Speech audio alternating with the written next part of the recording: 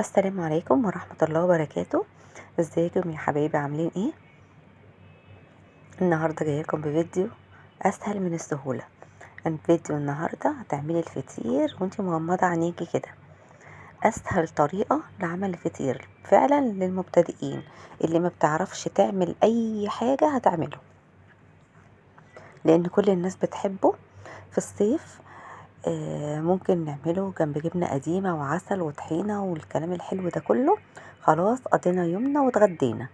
بينفع في الغدا وفي الفطار وفي العشاء، في كل الأوقات ما بيقولش لأ. لو عجبك وصفتي النهاردة، أنا اسمي منى ودي قناتي. اشتركوا في القناة وفعلوا زر جرس التنبيه عشان يوصلكم إشعار بكل وصفة جديدة بنزلها على القناة. بصوا بقى النهاردة التوريق، أنا بس كان سخن في إيديا مش عارفة أوريهولكم. كان حاجة كده زي القمر، كان زي الورق بتاعه، كان زي الريشة. بصوا، شايفين هي التقطيعة باينة حتى وانا بقطعه. شايفين بقى التوريق كان سخن على ايديا مش عارفة اوريهولكم واوريكم الطبقات قد ايه كانت رقيقة. طعمه كمان كان تحفة من الجمال. العجينة بتاعتنا النهاردة اهو اعلمك في الفيديو تاخدي قد ايه سوائل، هتعجنيها ازاي. اسهل طريقة في العجن النهاردة هتعجني بيها الفطير. تمام، اسهل توريق، مش هتتعبي خالص. تمام، كان تحفة تحفة تحفة، كل اللي كله شكر فيه ما شاء الله. هناكله بقى بالعسل، هناكله بالجبنة القديمة، هتسقسقي في اللبن، حاجة كده تحفة من الجمال. يلا بينا نشوف المقادير وطريقة التحضير. بسم الله الرحمن الرحيم، اللهم صل وسلم وبارك على سيدنا محمد وعلى آله وصحبه أجمعين. بحب أنخل الدقيق بالذات لما بكون جايباه سايب، أو حتى اللي هو الأكياس، مفيش مشكلة. خلاص، هنخله نخلة كويسة الهواء بيخش فيه، ولو في أي شوائب ولا أي حاجة بنشيلها. خلاص، هجيب هنا معايا أول حاجة ذرة الملح منساهاش، على طرف المعلقة كده شوية صغيرين خالص، ودول 3 معالق كبار من السكر. ما بيبانش فيه قوي بس بيديه طعم حلو، سواء تكليف حادق او حلو. هنيجي هنا للسوائل بقى، ودي اهم حاجه. هحط هنا كوبايتين من الميه. كيلو الدقيق بياخد من 3 كوبايات لكوبايتين ونص، 3 كوبايات الا ربع. تمام، يعني الكوبايه التالتة دي انت بقى بتخليها جنبك كده بتعجني، وكل ما بتحتاجي بتحطي كميه بسيطه منها. تمام، عشان العجينه بتاعتك تطلع مظبوطه.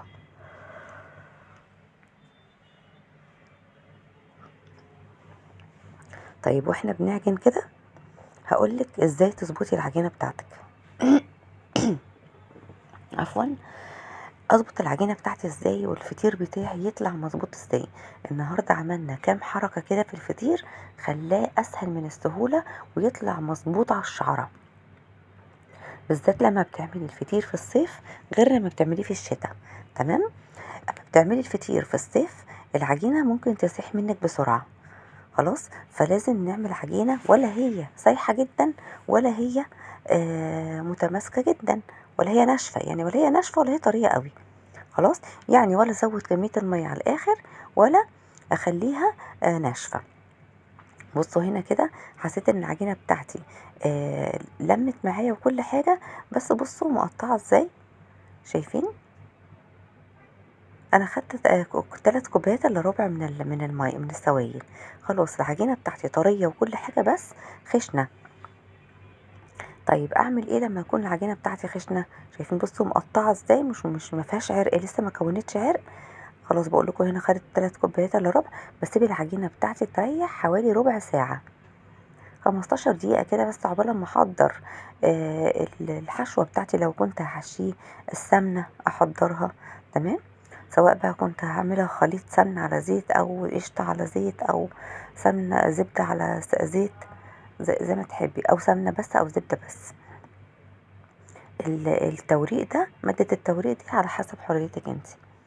بصوا بقى، اول ما سبت العجين بتاعي حوالي ربع ساعه، بصوا ماده الجلوتين اشتغلت في العجين، ساحت معايا العجينه وبقت زي القمر، وفي نفس الوقت بس فيها تلزيقه بسيطه جدا جدا جدا. بصوا شايفين ده سمك العجين ده، احنا في الصيف وكانت الدنيا حر. العجينه بتاعتي لازم تكون بالشكل ده. وشايفين بقى مادة الجلوتين اشتغلت ازاي، والعرق بتاع الفطير بتاع العجينة بقى حلو كده، وبتمسكيها تمط معاكي. شايفين كده؟ بصوا في ايديا اهي، اول ما تمسكي العجينة بتاعتك كده طرية، وفي نفس الوقت مش ملزقة، مش ملزقة اوي، يعني فيها سنة تلزيقة بسيطة جدا جدا. بصوا بقى بقت طرية معايا ازاي. اسهل طريقة للعجن واضمن طريقة تعجني بيها، ولا تعب ولا مجهود. مجرد ان انتي بتلمي العجينة، تلميها بس وتدعكي فيها شوية، تعجني فيها شوية قصدي، تمام، وتسيبيها شوية تريح، وبعد كده ترجعي لها تاني هتلاقيها بقت قمر قمر قمر. خلاص شايفين بقى؟ خدت معايا 3 كوبايات الا ربع. خلاص كده، يعني ربع الكوباية دي بتفرق كتير. خلاص جبت صينية هنا ورشيتها بالدقيق، وهقطع بقى الكور بتاعتي دي. هعمل كور كده 10 كور، دول ال10 كور هيبقوا فطيرتين، الفطير هتاخد 5 كور. خلاص اسهل طريقة تعملي بيها الفطير، وطريقة تحفة تحفة تحفة، ومطلعة الفطير كده مورق وزي القمر. هفرد بقى العجين بتاعي كده بالنشابة دي، تمام. بصوا بقى هفرد الفطير بتاعتي كده. اول لما تيجي اول فطيره دي تفرديها، تمام، بتبقى معصلجه معاكي شويه. ازاي يعني؟ يعني ما بتفردش بسرعه. اعمل ايه؟ كل شويه افرد كده واقوم قلبها على الوش التاني. واول لما افرد الفطير، افرد الفطير على دقيق، ما افردش ابدا ابدا على سمنه ولا زيت، زي ما بتشوفي كده في الفيديوهات. بصي السلطانيه دي كده خلاص خدت هي حوالي 4 معالق كبار، تمام. بس والزبدة بتكون مجمدة. اول لما بتسيح كده بتلاقيها بالمنظر ده. خلاص كده بدهن بقى كده زي ما انتوا شايفين. شايفين انا مجرد فردت حاجة بسيطة، يعني مفردتش فطيرة كبيرة، تمام. بفرد كده واحط سمنة، خلاص، واجيب التانية بفردتها كده واحطها فوقيها وادهن سمنة. بس اهم حاجة اسوي الاتنين فوق بعض، تمام كده.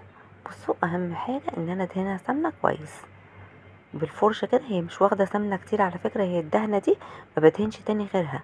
كل طبقة كده بدهنها بالطريقة دي كده اهو، تمام، ما بدهنش تاني خلاص. دي التالتة. بصوا بحط ال5 طبقات فوق بعض. شايفين كده؟ انا قلبتها على الوش التاني، شايفين؟ لان اخر واحدة طبعا ما كانش فيها وهي على الصينية كده ما فيهاش سمنة. قلبتها عشان كل الفطير بتاعي يبقى متساوي والرقات كلها متساوية. خلاص اخر وش ده اللي هو على الطبقة اللي على الوش دي لازم ادهنها سمنة. باخد برضو ال5 طبقات، ادي الطبقة دي الرابعة، انا بفردها كده بفردتها مع نفسي عشان خاطر بس ما كترش عليكم الوقت في الفيديو. خلاص شايفين كده؟ دهنت برضو. هيحط بقى اخر واحدة،